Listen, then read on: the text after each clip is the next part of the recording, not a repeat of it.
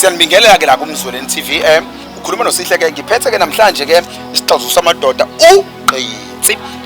Lembiza ke madoda isigijimeke iSouth Africa yonke kusafanele gijima umhlaba wonke ukuze kusizala abantu. Lembiza ke bazalwane yenza kanjena ke bafethu.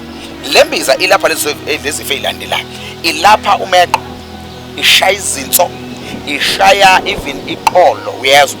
Ibese ivusa ubaba wekhaya noma kuthiwa walala nini noma kuthiwa walala kanjani uyavuka la baba wekhaya wena into efanele uyenze i1 ufuna wenze kanje uthenge lembiza uyiphuze ihamba nokunye kokusampushana ke okuseceleni ngolimi laphesheya phecelezi okupowder nangu lo powder ke lona uphuza nje kwasa engathi ushaya igrandpa kodwa ifanele uyenze ngoba into eziningi eziyenza ukuthi ubaba alale kuye kube mhlambe woshukela ngoba lembiza ilo kakhulu noshukela ushukela wona namandla kakhulu ekuyiseni le yandoda leya ufuna wenza nje ushaye lembiza lena ma u3 days noma 4 days bese ngosuku lwegame ngosuku legame amathikithi esethengiwe complete ticket aphela bese ushaya lokhu kusampushana ulinde nje u30 minutes noma i-hour uyamshaya futhi naye lo bese uyongena egroundini ngizozwa ngawe mina sowujulukile awushintshwa ke futhi kule game ize iphele igame wenza njani udlala sanibona bye bye.